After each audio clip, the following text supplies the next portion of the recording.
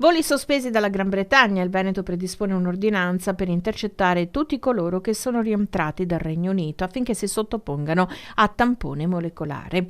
Un provvedimento per capire se la variante inglese è presente in regione e in che misura. I tamponi positivi di coloro che nell'ultimo mese hanno transitato direttamente o indirettamente per il paese anglosassone saranno sequenziati. La situazione è una situazione complicata che si aggiunge a una situazione nazionale, veneta e internazionale complicata. C'è questa mutazione che sembra sia stata intercettata forse 3 mesi fa ancora, non si è ben capito.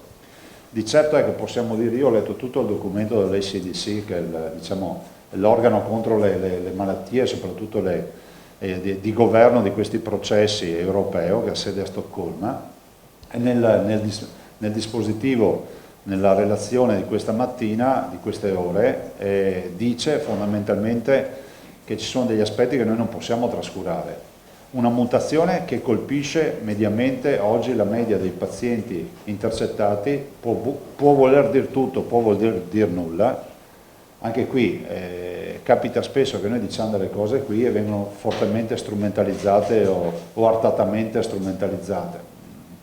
Vi dico come stanno le robe, se poi non bisogna più dire neanche come stanno le robe, basta che ci capiamo. L'ACDC dice che l'età media dei pazienti ad oggi è di 41 anni.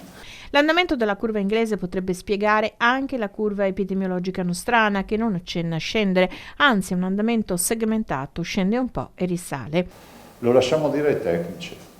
Certo che se si guarda la curva inglese e si guarda quella nostra, qualche dubbio ti viene. Con la dottoressa Russo ne abbiamo parlato lungamente stamattina, lei proprio ci evidenziava, sentitela, se non ce la vedete o la invito qui domani, insomma, ci evidenziava che comunque sarà un caso possibile, speriamo sia così, ma la curva ha sta risega e poi sto picco inspiegabile, no?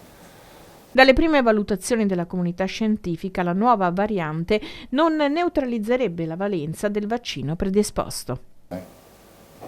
Capiremo giorno dopo giorno quanto pesante ed eventualmente pericolosa è questa mutazione. Però vi ricordate quando dicevano che il virus non muta? Io vi dicevo sempre, io non ho mai letto su nessun libro che i virus non mutano, perché all'inizio era blasfemia dire che c'erano le mutazioni, sembrava quasi non conoscere la virologia, cioè la verità è che i virus mutano. Minacce sotto la propria abitazione, quelle subite dal presidente del Veneto, la Digos indaga e lui, sempre più amareggiato, risponde. Io faccio il mio dovere, cioè quando sono a posto della mia coscienza per me è sufficiente. Ogni giorno ha la sua pena, ripete spesso, e questa epidemia sembra dargli purtroppo pienamente ragione.